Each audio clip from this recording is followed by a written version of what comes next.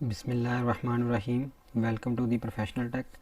आज हम इस वीडियो के अंदर ऊप्स के बुनियादी कॉन्सेप्ट्स को समझेंगे कि वो किस तरीके से काम करते हैं, उनका स्ट्रक्चर क्या होता है और उनको इस्तेमाल करने का पर्पस क्या है, मकसद क्या है। ठीक है जी। तो इसके लिए जो है मैंने एक प्रोजेक्ट बनाया है। वो प्रोजेक्ट के नाम से आप अपना प्रोजेक्ट क्रिएट कर लें। अगर आपको प्रोजेक्ट क्रिएट करना नहीं आता तो पिछली वीडियोस के अंदर आप देख सकते हैं कि प्रोजेक्ट जो है डार्ट का किस तरीके से आपने क्रिएट करना है। तो इस प्रोजेक्ट बनाने के लिए जो हम आईडीई यूज़ कर रहे हैं उसका नाम इंटेलिजे आइडिया है। तो यहाँ पे मैंने जो है प्रोजेक्ट एक क्रिएट कर लिया हुआ है। यहाँ पे हमारा मेन मेथड है और ये हमारे पास दूसरी फाइल पड़ी हुई है ऊप की, ऊप प्रोजेक्ट डॉट डार्ट की। तो अब जो है देखते हैं ऊप के अंदर क्या चीज़ें होती हैं। ऊप का मतलब है जी, OOP represent to object oriented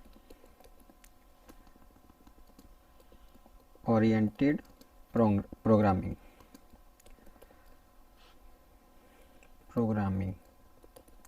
object oriented programming मतलब क्या है इसका कि map real world entities into software या एप्स। ठीक है जी। हम रियल वर्ल्ड एंटिटीज़ को जो है वो मैप करते हैं। रियल वर्ल्ड एंटिटीज़ जो हैं जैसे कि स्टूडेंट है, कार है, मोटरसाइकिल है, चेयर है, टेबल है, स्टाफ है, या कोई भी चीज़ जो फिज़िकल वजूद रखती है, जो रियल वर्ल्ड के अंदर एग्जिस्ट करती है। ठीक है जी। यहाँ पे मैं इसकी एग्जांपल भी लिख देता हूँ। For example student, car, chair, ठीक है जी, एटसेट्रा। तो अब जो है हम देखते हैं कि इसके अंदर जो है हम क्या चीज़ें जो हैं वो हमारे बेसिक कॉन्सेप्ट्स क्या हैं। तो हम देखते हैं बेसिक, ये मैंने पिछली जो ऊप का इंट्रोडक्शन वीडियो दी है उसके अंदर मैंने ये सारे ये कॉन्सेप्ट्स बताए हैं कि क्या कॉन्सेप्ट्स हैं। तो यहाँ पे भी इसको डिस्कस कर लेते हैं। बेसिक कॉन्सेप्ट्स ऑफ ऊप। बेसिक कॉन्सेप्ट्स ऑफ ऊप क्या क्या बेसिक कॉन्सेप्ट्स हैं जी। तो देखते हैं। हमारे पास सबसे पहले नंबर पे है हमारे पास क्लासेस। उसके बाद हमारे पास जो है ऑब्जेक्ट्स और इंस्टेंसेस। ठीक है जी, ऑब्जेक्ट या इंस्टेंसेस। उसके बाद आ जाती है हमारे पास पॉलीमॉर्फिज्म, बल्कि सबसे पहले जो है इनकैप्सुलेशन है। इनकैप्सुलेशन है हमारे पास। ठीक है जी। इनकैप्सुलेशन के अंदर जो है हमारे पास उसके बाद जो है हमारे पास पॉलीमॉर्फिज्म है, पॉलीमॉर्फिज्म। उसके बाद हमारे पास जो है एब्स्ट्रैक्शन है, एब्स्ट्रैक्शन। उसके बाद जो है हमारे पास जो है इनहेरिटेंस है। तो चार बेसिक कॉन्सेप्ट हैं इसके। इनहेरिटेंस, तो ये हमारे पास कॉन्सेप्ट्स आ गए ऊप के, classes, objects, encapsulation, abstraction, polymorphism and inheritance. तो अब सबसे पहले जो देखते हैं हम क्लासेस को किस तरीके से डिक्लेयर करते हैं। सबसे पहले हम क्लासेस को देखते हैं कि क्लासेस जो हैं हम किस तरीके से बना सकते हैं क्लासेस। तो सबसे पहले जो है क्लासेस के बारे में डिस्कस करते हैं। तो कोई भी क्लास बनाने के लिए जो है वो हम क्लास का कीवर्ड इस्तेमाल करते हैं। तो क्लास जो है हमेशा रियल वर्ल्ड एंटिटी की बनाई जाती है। जैसे कि हमारे पास स्टूडेंट है तो स्टूडेंट की क्लास बनेगी, बाकी उसकी आगे प्रॉपर्टीज़ और उसके मेथड्स होंगे। तो क्लासेस हैं, क्लासेस के अंदर अब क्या चीज़ें होती हैं जी। क्लासेस के अंदर जो है हमारे पास उसकी प्रॉपर्टीज़ होती हैं, प्रॉपर्टीज़, और हम बोलेंगे उसको एट्रीब्यूट्स। या तो प्रॉपर्टीज़ बोलते हैं या फिर उसको हम एट्रीब्यूट्स बोलते हैं। एंड मेथड्स मेथड्स, प्रॉपर्टीज़ या एट्रीब्यूट्स और मेथड्स होते हैं। ठीक है जी। तो हम क्लास बनाने के लिए क्या यूज़ करते हैं, क्लास का कीवर्ड इस्तेमाल करते हैं। तो उसके बाद क्लास का नेम आता है, जैसे हम यहाँ पे स्टूडेंट की क्लास बनाते हैं तो स्टूडेंट, उसके बाद 2 करली braces, closing, opening and closing. ठीक है। उसके बाद आती है उसकी प्रॉपर्टीज़। यहाँ पे हम लिखेंगे क्लास प्रॉपर्टीज़, प्रॉपर्टीज़ और एट्रीब्यूट्स। तो इसकी प्रॉपर्टीज़ क्या होंगी स्टूडेंट की, स्ट्रिंग नेम होगा इसका, उसके बाद रोल नंबर और साथ में जो है NIC, ठीक है जी, मोबाइल और सेक्शन, मतलब कि जो भी उसकी स्टूडेंट के साथ प्रॉपर्टीज़ रिलेट करती हैं वो अपने इधर लिख लेनी है। उसके बाद जो है इंटीजर टाइप के अंदर इसके आगे एज, ठीक है जी, एज, और डबल के अंदर उसके आ जाएंगे मार्क्स।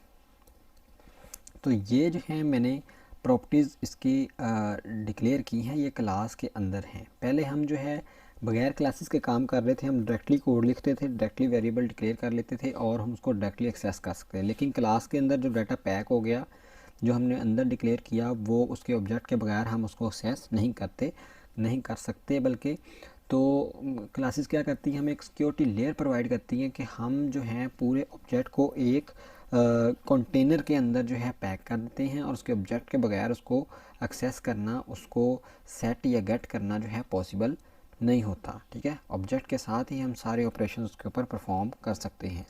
अब इसके बाद जो है हम इसका एक डिफ़ॉल्ट कंस्ट्रक्टर बनाएंगे। क्लासेस के अंदर जो है कंस्ट्रक्टर होते हैं। कंस्ट्रक्टर का क्या मतलब है, क्लास के अंदर जितनी भी प्रॉपर्टीज़ हैं और जितने भी मेथड्स हैं उन सब को सिंगल वेरिएबल या सिंगल मेमोरी ब्लॉक के अंदर पैक करना। ठीक है। कंस्ट्रक्ट करना, मेमोरी के अंदर उसका जो है एक मेमोरी ब्लॉक बनाना। 2 चीज़ें होती हैं क्लास के अंदर, कंस्ट्रक्टर और डिस्ट्रक्टर। कंस्ट्रक्टर जो है वो डाटा सारा मेमोरी ब्लॉक के अंदर डालता है और डिस्ट्रक्टर जो है वो सारा जो डाटा है वो मेमोरी से रिमूव कर देता है, मतलब कि मेमोरी के रिसोर्स को फ्री करता है। तो यहाँ पे जो है मैं एक डिफ़ॉल्ट कंस्ट्रक्टर बना रहा हूँ, डिफ़ॉल्ट कंस्ट्रक्टर। ठीक है जी, डिक्लेयर ए डिफ़ॉल्ट कंस्ट्रक्टर। तो डिफ़ॉल्ट कंस्ट्रक्टर कैसे बनाते हैं, डिफ़ॉल्ट कंस्ट्रक्टर क्या कैसे बनाना है, आपने बगैर डाटा टाइप के आपने लिखना है क्लास का नाम और उसके बाद जो है उसके अंदर एक तो ये सिंपल तरीका है कि हमने एक कंस्ट्रक्टर बना दिया, इसके अंदर कोई पैरामीटर नहीं है, इसके अंदर जो है कोई पैरामीटर नहीं है। लेकिन मैं चाहता हूँ कि मैं जो है इसके अंदर क्या करूँ, इसके अंदर जो है ये सारी प्रॉपर्टीज़ कॉल कर दूँ। तो इसके जो हैं 2-3 मेथड हैं कंस्ट्रक्टर बनाने के। ये डिफ़ॉल्ट कंस्ट्रक्टर है। पहला जो है यहाँ पे हम लिखेंगे यहाँ पे हम लिखेंगे क्या कि ये है कंस्ट्रक्टर विद आउट पैरामीटर्स। ये कंस्ट्रक्टर जो है विदाउट पैरामीटर्स है। ठीक है जी। तो कंस्ट्रक्टर विदाउट पैरामीटर्स है और अगर हम कंस्ट्रक्टर विद पैरामीटर्स करें तो वो क्या होगा। अब देखिए इसके अंदर कोई भी पैरामीटर सेट नहीं हो रहा, तो ये वाली जो वैल्यूज़ हैं ऊपर हमने जो डिक्लेयर की हैं स्ट्रिंग, इंटीजर और डबल टाइप की, इनको कोई भी डाटा सेट नहीं होगा। अगर मैं यहाँ पे कोई कंस्ट्रक्टर बनाता हूँ, अब जो है कंस्ट्रक्टर पैरामीटर के साथ भी हो सकते हैं, तो कंस्ट्रक्टर विद पैरामीटर्स। ठीक है जी। तो कंस्ट्रक्टर विद पैरामीटर्स कैसे बनेंगे, हम यहाँ पे नाम लिखेंगे स्टूडेंट, क्लास का नेम और अंदर आ जाएंगे उसके कंस्ट्रक्टर। तो कंस्ट्रक्टर के अंदर जो है हम पहला मेथड ये है कि हम क्या करें, हम उसके जितने भी वेरिएबल हैं उनको एज ए पैरामीटर पास करें। जैसे यहाँ पे है स्ट्रिंग अंडरस्कोर रोल नंबर। ठीक है जी। उसके बाद जो है स्ट्रिंग अंडरस्कोर NIC। उसके बाद स्ट्रिंग अंडरस्कोर मोबाइल। उसके बाद स्ट्रिंग अंडरस्कोर सेक्शन। उसके बाद जो है int underscore age and double underscore marks. तो हम ये मेथड्स पहले भी बना चुके हैं पैरामीटर के साथ, लेकिन ये मेथड नहीं है, ये बेसिकली कंस्ट्रक्टर है जो पूरी जो क्लास के जो ग्लोबल वेरिएबल्स हैं या प्रॉपर्टीज़ हैं उनको क्या करेगा, सेट करेगा। तो हमने यहाँ पे क्या करना है, अब आगे जो है इसके करली ब्रेसेस लगानी है। करली ब्रेस लगाने के बाद हमने जो पैरामीटर्स के अंदर वैल्यूज़ पास हुई हैं उसको हमने इन प्रॉपर्टीज़ को असाइन करना है। तो हम यहाँ पे लिखेंगे दिस कीवर्ड जो है यहाँ पे मैं कहूँगा now we assign parameters values to properties of class, properties of class. ठीक है जी, हम properties and we use this keyword for this purpose. तो हम इस मकसद के लिए जो दिस कीवर्ड इस्तेमाल करेंगे, दिस कीवर्ड क्या करता है, दिस कीवर्ड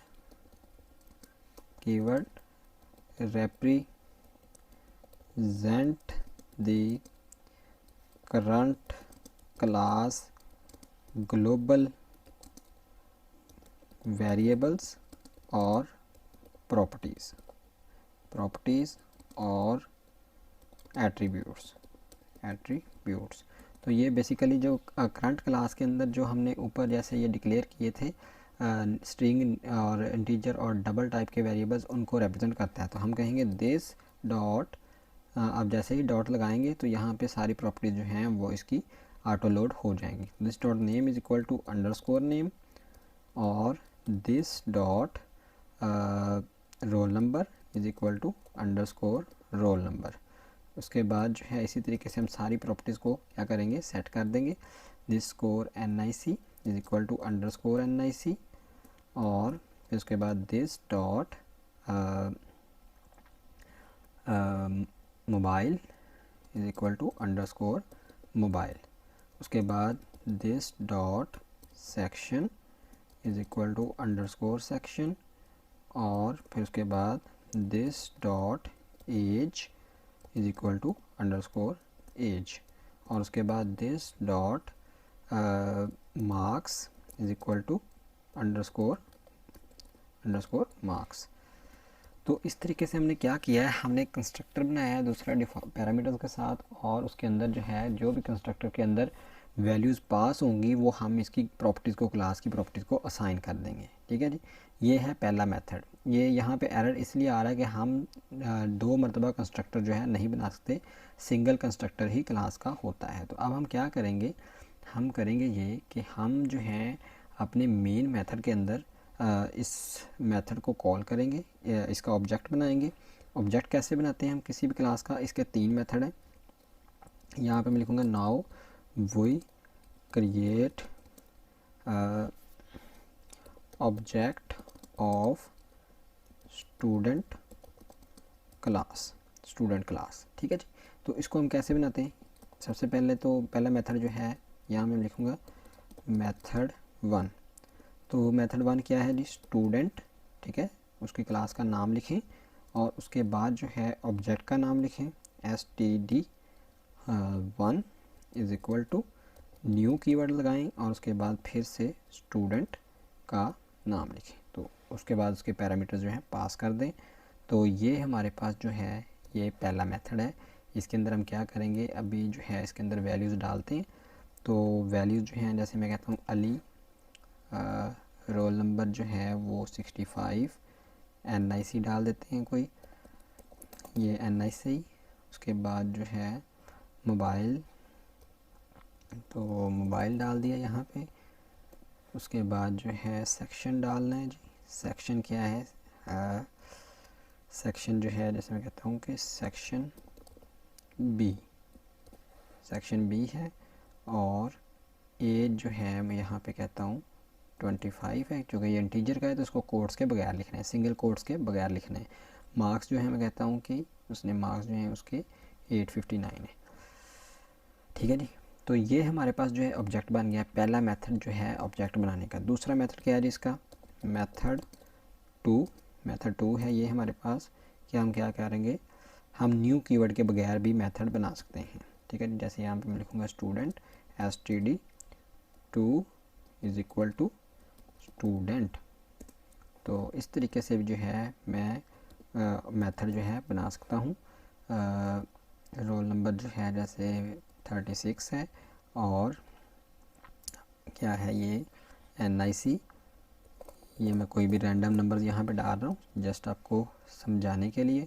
उसके बाद जो है मोबाइल नंबर, तो मोबाइल नंबर यहाँ पे कोई भी रैंडम डाल दिया। सेक्शन, तो सेक्शन जो है जैसे मैं लिख सकता हूँ सेक्शन C, और उसके बाद जो है एज में डालता हूँ 28 and marks is equal to है 650। उसके बाद इसको सेमीकोलन इनक्लोज कर देंगे। तो ये दूसरा मेथड था। उसके बाद तीसरा मेथड क्या है, ऑब्जेक्ट बनाने का मेथड 3 है। तो हम उसके लिए क्या करेंगे, वार कीवर्ड यूज़ करेंगे और ऑब्जेक्ट का नेम std1 std2 और std3 जो हैं ये क्या हैं, ऑब्जेक्ट के नेम है। तो उसके बाद जो है हम लिखेंगे स्टूडेंट और ये जो है मेथड क्रिएट हो गया। तो हम यहाँ पे लिखेंगे जैसे जैन रोल नंबर 45 और NIC, ये मैंने NIC डाल दिया यहाँ पे। और उसके बाद जो है मोबाइल, तो मोबाइल नंबर डाल दिया। उसके बाद जो है सेक्शन डालेंगे यहाँ पे, तो सेक्शन में कहता हूँ कि सेक्शन A। ठीक है जी, सेक्शन A। उसके बाद एज में कहता हूँ कि ये 18 और मार्क्स जो हैं वो 900। तो अब जो है तीन तरह से हमने ऑब्जेक्ट बनाए हैं, तीनों जो हैं सेम काम करेंगे, तीनों का जो काम होगा, जो आउटपुट होगी वो सेम ही होगी। तो 3 तरीके से हम मेथड जो है बना सकते हैं। अब मेथड के अंदर क्या हुआ है, यहाँ पे हम लिखेंगे when we create an object of class, it use the encapsulation concept। ठीक है जी। अब क्या होगा कि इस क्लास के अंदर जैसे हमने ये ऑब्जेक्ट बनाया std, तो क्लास के अंदर जो हमने प्रॉपर्टीज डिक्लेयर की हैं ऊपर ये वाली name, roll number, NIC, mobile, section, age और मार्क्स, इन सारे वेरिएबल्स को उठा के वो क्या करेगा, इस std1 के ऑब्जेक्ट के अंदर, इस std1 के वेरिएबल के अंदर जो है वो स्टोर करवा देगा। ठीक है जी, सारा डाटा सिंगल प्लेस पे आ जाएगा। तो इनकैप्सुलेशन की डेफिनेशन ही ये है कि when we place the data and the properties and methods in a single place is called encapsulation. मतलब कि जैसे हम मेडिसिन को कैप्सूल के अंदर बंद करते हैं, इसी तरीके से हमने डाटा और उसके जो कोड है, जो उसका स्ट्रक्चर है, वो हमने एक मेथड या एक वेरिएबल के अंदर जो है हमने उसको पैक कर दिया है। तो अब हम इस मेथड को इन वेरिएबल्स को यूज़ करते हुए डाटा जो है प्रिंट करवा सकते हैं। ठीक है जी।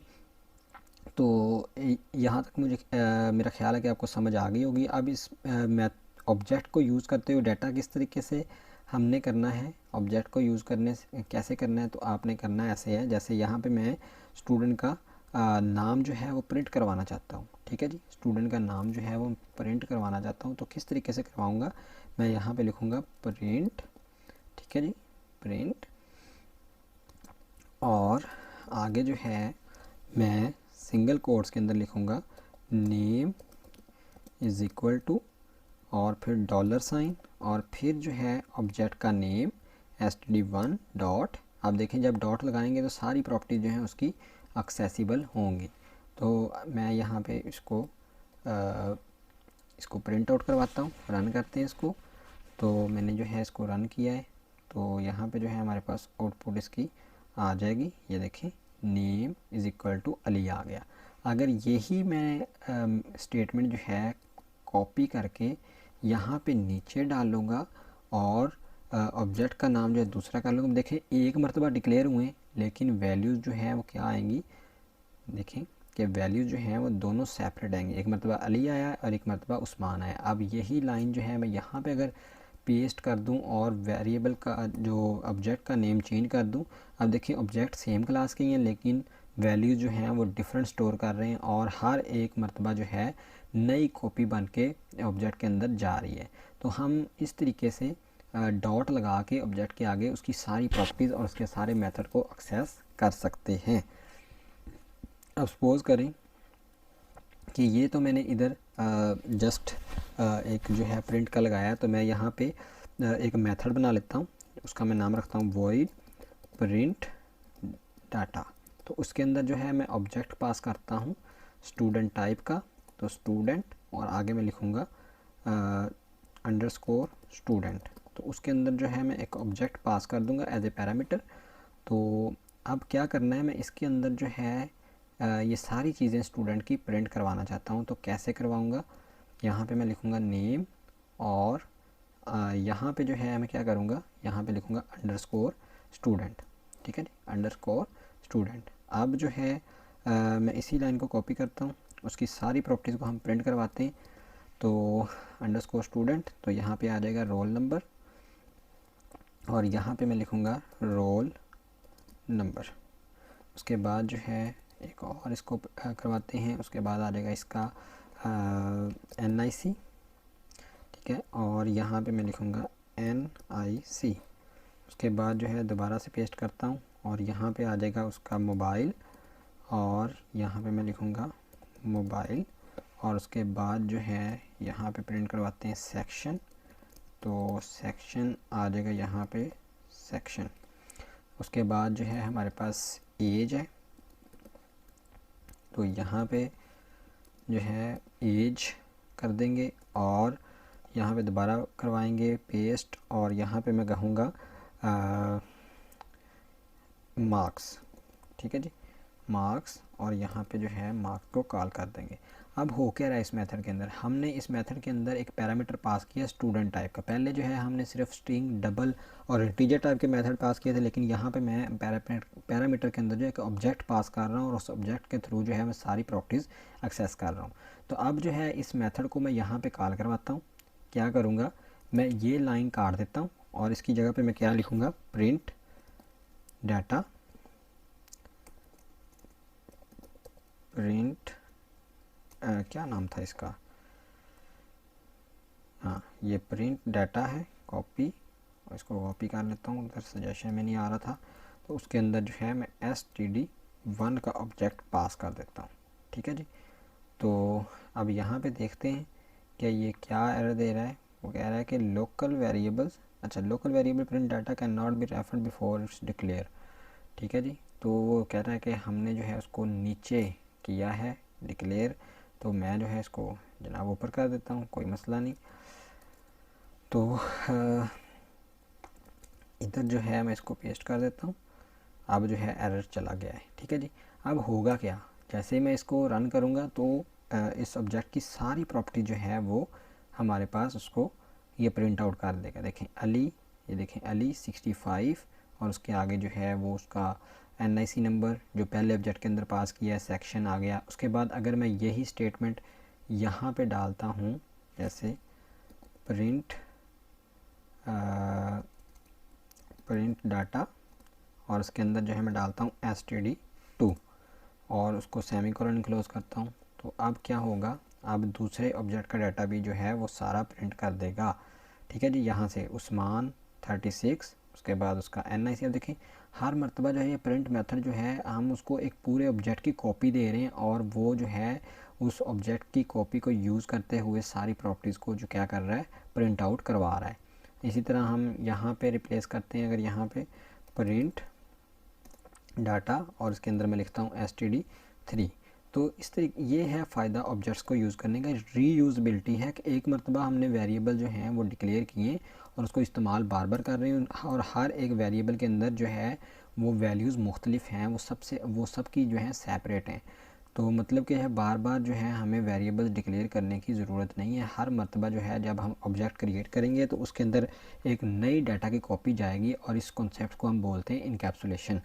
ठीक है जी, इनकैप्सुलेशन हो रही है यहाँ पे। तो ये ऊप का एक कॉन्सेप्ट था। ठीक है, अब हमने यहाँ पे जो है ये स्टूडेंट टाइप का जो है यहाँ पे बनाया है कंस्ट्रक्टर। तो इसके अलावा जो है हम कंस्ट्रक्टर और तरीके से भी कर सकते हैं। तो उसका क्या मेथड है, यहाँ पे डिफ़ॉल्ट कंस्ट्रक्टर किस तरीके से बना सकते हैं, ये हमने आगे किया है काम, ये इतनी लाइनें हैं, ठीक है जी। इसको हम देख लेते हैं, 37 से लेकर ये 24 तक तकरीबन जो हैं ये 12-13 लाइनें हैं, और यही काम जो है हम एक लाइन के अंदर भी करवा सकते हैं। किस तरीके से करवाएंगे, यहाँ पे मैं कमेंट दे रहा हूँ, default constructor of student class. तो किस तरीके से बनाएंगे, जस्ट स्टूडेंट का नाम लिखेंगे क्लास का, और उसके अंदर जो है हम लिखेंगे दिस डॉट नेम, उसके बाद दिस डॉट रोल नंबर, उसके बाद दिस डॉट मार्क्स, बल्कि पहले सेक्शन, उसके बाद दिस डॉट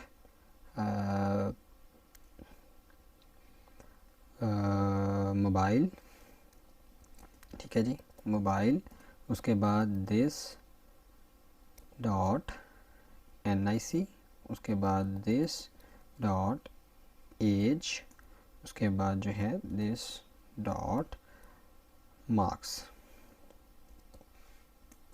अब देखें, जो काम जो है ये ऊपर वाला पूरा मेथड यहाँ से लेके यहाँ तक कर रहा है, वही ये एक लाइन करेगी, वही काम जो है ये एक लाइन करेगी। ये बेसिकली जो है हम क्या कर रहे हैं, हम उसके कंस्ट्रक्टर की जो पैरामीटर्स हैं उसके अंदर ही हम उसकी प्रॉपर्टीज़ को सेट कर रहे हैं, उसकी प्रॉपर्टीज़ को क्या कर रहे हैं, सेट कर रहे हैं। तो मैं क्या करूँगा जी, मैं इस जो मेथड हमने डिक्लेयर किया था, कंस्ट्रक्टर डिक्लेयर किया था, इसको जो है मैं कमेंट आउट कर रहा हूँ। तो मैंने कमेंट कर दिया, तो नीचे वाले का एरर जो है चला गया है। तो अब क्या होगा ये कि हमने जो डाटा इधर पास किया है वो भी सेम काम करेगा।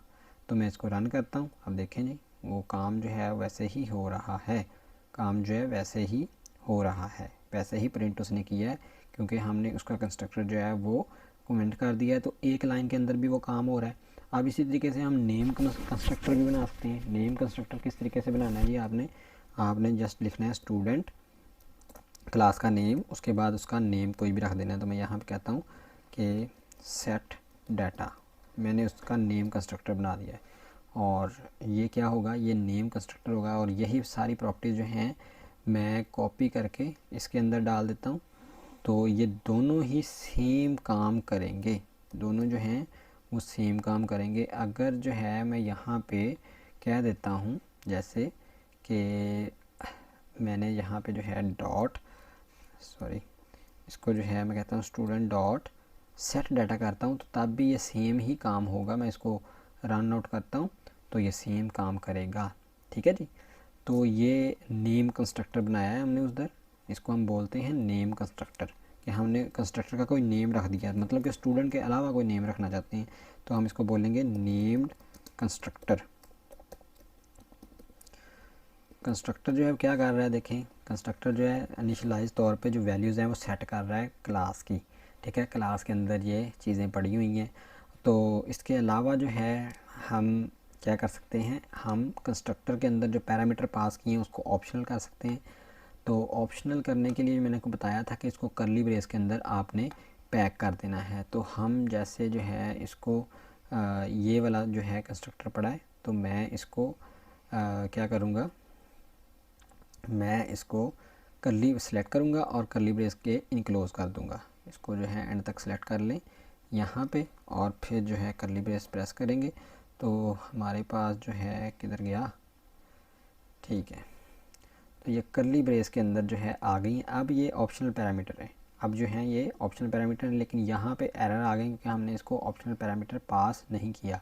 तो मैं इनको जो है नेम कंस्ट्रक्टर के ऊपर कॉल कर देता हूँ ताकि ये सेट हो जाएं डॉट डाटा, और हमने जो ऑप्शनल पैरामीटर किए हैं उसको जो है अलग तरीके से डील करते हैं थोड़ा सा, तो उसको देखते हैं किस तरीके से डील करना है। तो मैं क्या करूँगा, एक नया ऑब्जेक्ट बनाऊँगा। नया ऑब्जेक्ट कैसे बनाते हैं, वार कीवर्ड लिखेंगे, var std4 is equal to student, ठीक है जी। अब देखें इसके अंदर जो है मैं कोई कंस्ट्रक्टर कोई जो है पैरामीटर पास करूं तब भी चलेगा, अगर मैं 2 कर दूं इनमें से तब भी चलेगा, अगर बाकी जो है मैं ना आधे कर दूं तब भी चलेगा, क्योंकि हमने इसको ऑप्शनल पैरामीटर बना दिए हैं। तो ऑप्शनल पैरामीटर किस तरीके से कॉल करते हैं, हम यहाँ पे लिखेंगे नेम, ठीक है, और फिर जो है उसकी वैल्यू, जैसे मैं यहाँ पे अली करता हूँ और उसके बाद जो है मैं प्रिंट डाटा का मेथड चलाता हूँ, प्रिंट डाटा, और उसके अंदर मैं जो है ऑब्जेक्ट पास करूँगा std4 का। तो इसको जो है हम करते हैं रन। आप देखें नेम जो है उसने अली कर दिया, लेकिन बाकी चीज़ें हमने नहीं पास की थी, तो उसने वो वहाँ पे नल नल प्रिंट कर दिया, क्योंकि बाकी के अंदर हमने डाटा जो है पास किया ही नहीं, बाकी पास किया ही नहीं। अगर मैं इसको वैसे ही चला दूँ तो नेम के ऊपर भी जो है वो नल आ जाएगा, ठीक है जी, नेम के ऊपर भी नल आ गया। तो इसके अंदर जो है जैसे नेम कर दिया मैंने, नेम के आगे जो मैं कहता हूँ कि हसनैन, और उसके बाद जो है मैं कहता हूँ NIC, 3 चीज़ें सेट कर रहा हूँ इसकी मैं, 353029 और ये उसके बाद जो है मैं कहता हूँ एज कर दी मैंने 25, ठीक है जी। तो मैंने ये चीज़ें सेट की हैं, आप देखते हैं तो सिर्फ ये 3 चीज़ें ही प्रिंट होंगी, बाकी नल नल आ जाएगा। तो एज आ गई, ठीक है, NIC आ गया और नेम आ गया, ठीक है जी। तो हम ऑप्शनल पैरामीटर के अंदर जो भी पैरामीटर्स पास करेंगे, मतलब 2 कर लें 3 कर लें कोई भी ना करें तब भी कोई फ़र्क नहीं पड़ता। तो ऑप्शनल पैरामीटर भी आप कंस्ट्रक्टर के अंदर पास कर सकते हैं। तो ऑप्शनल पैरामीटर किस तरीके से बनाना है, जस्ट पैरामीटर्स को कर्ली ब्रेस के इनक्लोज कर देना है, जैसे यहाँ पे मैंने किया है। तो इस तरीके से जो है हम क्लासेस बनाते हैं, और क्लासेस के अंदर जो है हम प्रॉपर्टीज़ इस तरीके से डिक्लेयर करते हैं, और उसके कंस्ट्रक्टर के मैंने बता दिए कि कितनी टाइप के कंस्ट्रक्टर होते हैं, किस तरीके से कंस्ट्रक्टर बनाना है। और उसके बाद जो है आप क्लासेस के अंदर मेथड्स बना सकते हैं, जैसे मैं कहता हूँ यहाँ पे void sum, ठीक है जी, void sum, और इसके अंदर जो है 2 पैरामीटर हम पास करते हैं, int a and int b, ठीक है जी, int a एंड b। तो यहाँ पे जो है उसका अंदर जो है कुछ प्रिंट करवाते हैं। तो प्रिंट यहाँ पे मैं कहूँगा sum इज़ इक्वल टू $, और फिर जो है a प्लस b को सम करवा के रिटर्न कर दो। तो अब हम जो है इस सम के मेथड को डायरेक्टली जो है यहाँ पे अगर मैं लिखूँ सम, तो वो यहाँ पे कॉल नहीं होगा। इसको हम किस तरीके से एक्सेस कर सकते हैं, हम इसको ऑब्जेक्ट के थ्रू एक्सेस कर सकते हैं। जैसे मैं std4 डॉट लिखता हूँ सम, ठीक है, ये देखें नीचे जो है आ गया हमारे पास, कैपिटल S था इसका, ये सम आ गया। तो अब जो है इसकी अंदर जो है हम वैल्यूज़ डालेंगे 15 तो ये हमें जो है लास्ट के ऊपर 30 sum is equal to 30 print करके दिखाएगा, ये ठीक है जी, ये उसने दिखा दिया है। तो इस तरीके से जो है हम क्लासेस के मेथड्स को भी एक्सेस कर सकते हैं, जैसे यहाँ पे मैं एक और मेथड बना लेता हूँ, वो स्ट्रिंग रिटर्न करेगा। तो मैं यहाँ पे कहता हूँ स्ट्रिंग गेट नेम। तो गेट नेम के अंदर इसका कोई पैरामीटर पास नहीं कर रहा, और मैं रिटर्न करवा रहा हूँ रिटर्न दिस डॉट नेम। तो इसके अंदर जो भी नेम सेट हुआ है उसको हमने रिटर्न करवाना है। तो मैं यहाँ पे जो है उस मेथड को कॉल करता हूँ std4 डॉट गेट नेम। तो ये मैंने मेथड कॉल किया है। तो अब यहाँ पे जो नेम आएगा वो क्या, आप देखें ये मेथड जो एक स्ट्रिंग कर रहा है, यहाँ पे हमने प्रिंट कुछ भी नहीं करवाया। तो इसको क्या करते हैं, एक वेरिएबल के अंदर स्टोर करवा लेते हैं, स्ट्रिंग टाइप के वेरिएबल के अंदर स्ट्रिंग, और मैं यहाँ पे लिखता हूँ नेम और इज़ इक्वल टू ये, ठीक है जी। और उसके बाद जो है इस वेरिएबल को जो है प्रिंट करवाते हैं। तो यहाँ पे जो है मैं जस्ट उसका नाम लिख दूँगा नेम, और फिर जो है इसको रन करते हैं। तो यहाँ पे जो है इस मरतबा हसनैन होगा, क्योंकि हमने क्या किया है std4 के अंदर जो है ये जो ऑब्जेक्ट है इसके अंदर हमने हसनैन पास किया। अगर यही जो है मैथड यहाँ पे मैं 3 लिख दूँ तो ये जैन प्रिंट होगा। अगर मैं कोई और 2 लिखूँगा तो वहाँ पे उस्मान होगा। अगर मैं 1 लिखूँगा वहाँ पे अली होगा, क्योंकि हमने वहाँ पे मेथड के अंदर ये नेम को वैल्यू असाइन की है। तो हर मरतबा जो है ऑब्जेक्ट के अंदर नई कॉपी जाती है डाटा की। तो यहाँ पे देखें हसनैन प्रिंट हुआ है। अगर सपोज़ करें यहाँ पे मैं जस्ट यहाँ पे 3 कर देता हूँ तो यहाँ पे क्या होगा, अब जैन प्रिंट होगा। तो देखें कि ये जैन आ गया, ठीक है। इसके बाद अगर मैं इसको 2 करता हूँ तो उसके बाद जो है ये उस्मान प्रिंट होगा, और अगर मैं 1 करता हूँ तो ये अली प्रिंट होगा, क्योंकि ये ऑब्जेक्ट की कॉपीज़ के अंदर जो है ये डाटा पड़ा हुआ है, ऑब्जेक्ट की कॉपी के अंदर ये डाटा पड़ा हुआ है। तो इस वजह से ये वैल्यूज़ डिफरेंट रिटर्न करवा रहा है। तो यही जो है ऑब्जेक्ट ओरिएंटेशन की खूबसूरती है कि हम इसको इस्तेमाल करते हुए अपनी कोड की यूटिलाइजेशन और रीयूज़बिलिटी और उसकी जो है फ्लेक्सिबिलिटी मॉडिफिकेशन जो है ये हम बढ़ा सकते हैं। इसको जो है समझना आसान होता है। अगर सपोज़ करें मैंने स्टूडेंट की कोई और प्रॉपर्टी यहाँ पे डालनी है तो मैं जस्ट क्या करूँगा कि क्लास के अंदर आऊँगा और यहाँ पे एक प्रॉपर्टी डाल दूँगा तो वो हर जगह पे एक्सेसिबल हो जाएगी। ठीक है जी। तो बजाय जो है मैं हर जगह पे कोड के अंदर चेंज करूँ, जस्ट यहाँ पे आके प्रॉपर्टी डालूँगा और हर जगह पे जो है वो जो चेंजेस हैं वो अप्लाई हो जाएंगी। तो इस तरीके से जो है हम अपनी एरर हैंडलिंग, एरर के अंदर जो है वो उसको भी हम कमी बेशी ला सकते हैं उसके अंदर। और अगर कोई भी मसला आता है, कोई एरर आता है तो हम उसको जाके पकड़ सकते हैं कि किस क्लास से एरर आ रहा है। तो क्लासेस जो हैं बेसिकली एक सिक्योरिटी लेयर भी प्रोवाइड करती हैं, डाटा और मेथड्स को सेम प्लेस के ऊपर जो है पैक करवाता है इसका ऑब्जेक्ट। ठीक है, लेकिन जब हम क्लास डिक्लेयर करते हैं तो कोई भी मेमोरी के अंदर, रैम के अंदर कोई भी मेमोरी एलोकेशन नहीं होती, कोई भी वहाँ पे रिसोर्स एलोकेट नहीं होते। लेकिन जब हम उसका ऑब्जेक्ट बनाते हैं तब जो है ऑब्जेक्ट जो है वो मेमोरी लेता है।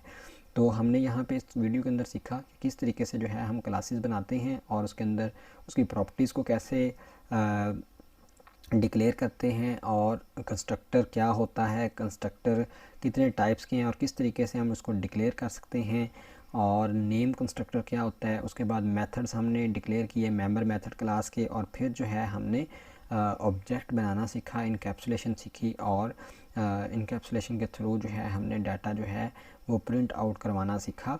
और जो है हमने एक ये भी सीखा कि हम किसी मेथड के अंदर ऑब्जेक्ट को एज ए पैरामीटर कैसे पास कर सके, उसकी प्रॉपर्टीज़ को यूज़ कर सकते हैं। तो उम्मीद है कि इस वीडियो के अंदर आपने बहुत कुछ सीखा होगा OOP के बारे में। तो मिलते हैं नेक्स्ट ट्यूटोरियल के अंदर। नेक्स्ट ट्यूटोरियल के अंदर जो है हम बात करेंगे पॉलीमॉर्फिज्म के बारे में और इनहेरिटेंस के बारे में। दोनों चीज़ों के बारे में हम बात करेंगे और एब्स्ट्रैक्शन के बारे में भी बात करेंगे। तो मिलते हैं नेक्स्ट ट्यूटोरियल के अंदर। तब तक के लिए अल्लाह हाफिज़।